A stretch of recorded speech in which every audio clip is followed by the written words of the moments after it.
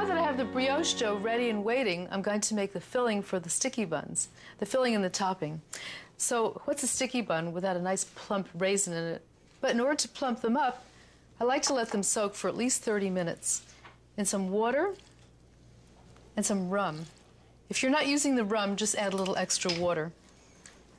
And let it sit, and after 15 minutes, stir so that they get moistened evenly all over.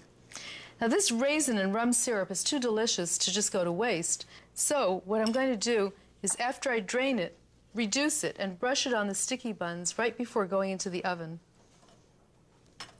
Drain them thoroughly because otherwise they soften the dough when they're rolled into it. And now I'm going to put it in a little pan with some butter because the butter makes a nice addition to the topping. So this is the butter raisin syrup mixture that I'm going to reduce shortly before baking the sticky buns to brush on the top.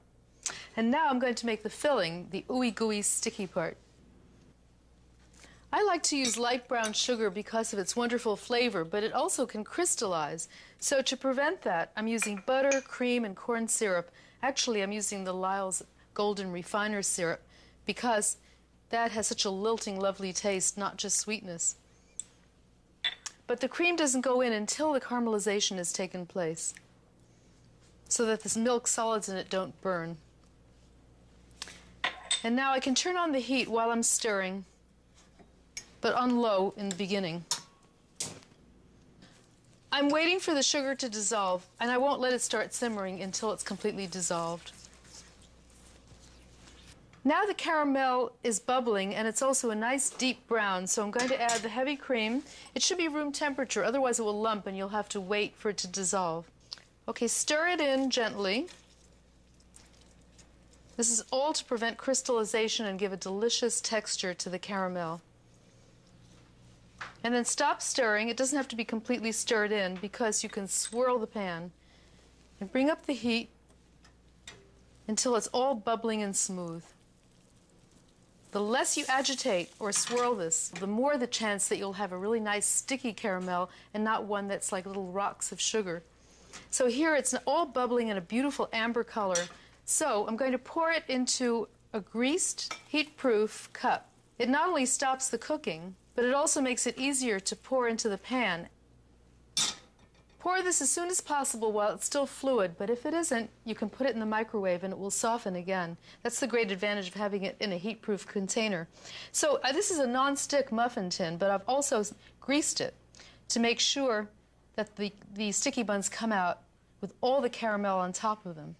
Start off by pouring a little in each one. We can always go back and pour more if we have more left over, because this mixture makes enough for 12. And now I'm going to set the pecans right on top. This way everybody has the same amount of pecans. No fights. Now the top of the pecan is going to be what ends up being most attractive. So I'm going to put it down so the tops of the pecans are down.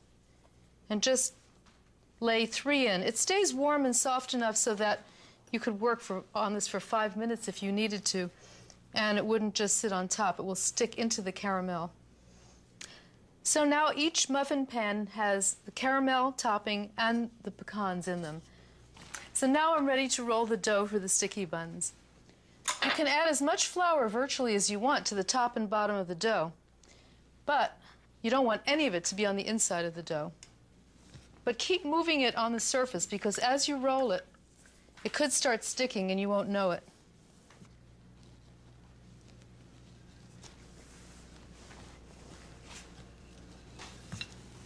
It's going to be 12 inches high by 14 inches long. So you can see it's a little bit longer than it is wide. 12 inches, 14. And that's what it will look like. And now I'm taking a clean brush, brushing off all the excess flour. And I'm going to use the egg wash as glue to glue in the chopped pecans and the brown sugar and the raisins. And right up to the edge, just a thin layer. Now I have a nice coating of egg wash glue. Now I'm going to combine the sugars for the filling. I like using light brown sugar for more flavor, but I also use some granulated to help it separate and sprinkle more evenly. And then powdered cinnamon And even if you love powdered cinnamon, if you're using some of those trendy new ones from Vietnam or Indonesia, they can be so strong that you should really cut them in half, because if you want it to be stronger, you can always add more the next time, but too much cinnamon just ruins the entire quality of the sticky bun. So I now have this mixture of sugars, and I'm going to add the coarsely chopped pecan. And it seems like a lot to sprinkle, but remember the dough rises, especially brioche dough, by about 3 times. So there'll be a lot of dough after it's baked, even though it looks like not so much right now. Sprinkle it evenly across the entire surface, right up to the edge.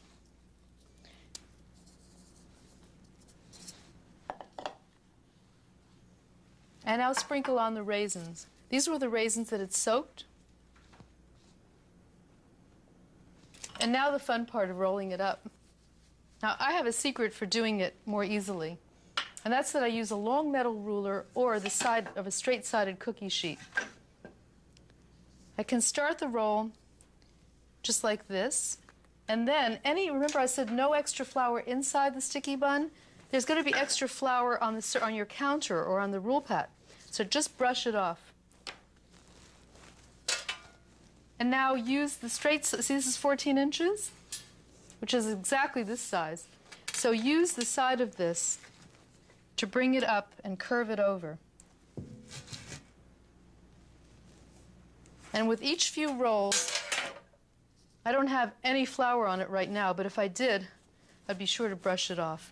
And then squeeze it, just gently so that it sticks in there, so you have a nice tight roll. Because with a long roll, it's kind of hard to do it, especially if you have small hands, and that's how I came up with this trick. And see, if I did not have a straight-sided edge, what I would do instead is just roll it a little at a time. Pull out the corners, because the ends are always narrower. That's why, to make 12 1-inch sticky buns, I roll it 14 inches, and then I can push it in to 12 inches, and the sides will be the same thickness as the rest of it. I find the easiest way to cut soft dough is using dental floss. I divide the dough first in half and then in quarters. And then each quarter gets divided in thirds, and that way we get 12 pieces. Dental floss is great because compared to a knife, the dough hardly sticks to it. And now that I've divided it up, I'm going to start by slipping the dental floss underneath and just pulling each side, and it cuts it right off. Now cross it over. You can even cross it like that, and then it cuts better than a knife. A knife would never cut that clean with such soft dough. They look little, but as I said, they grow 3 times in size. Now each of these little buns is going to be placed directly on top of the caramel filling and pressed in. And you can see it's just about halfway up the sides of the mold. Maybe a little less, a little more, but each one doesn't have to be identical. Now I'm going to cover them with plastic wrap and let them sit for about an hour, maybe 2 hours, until they come right up to the top of the pan. I happen to have some that are just at that point. Now some of them are going to be smaller than others, so they won't all come right up to the top, but you can see how light and full of air they are. This is greased plastic wrap so it doesn't pull off the dough. And now I'm going to go to the topping that I reduced and brush a little over the surface very gently, because this is such a fully risen dough and it's so light it could be deflated. So just dabble it on. It's for flavor.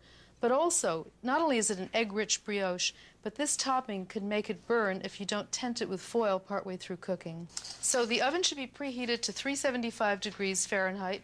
It's going to bake in the middle of the oven or closer to the bottom than the top, because the upper part of the oven browns more than the lower part, and we want the bottom to caramelize more, not the top.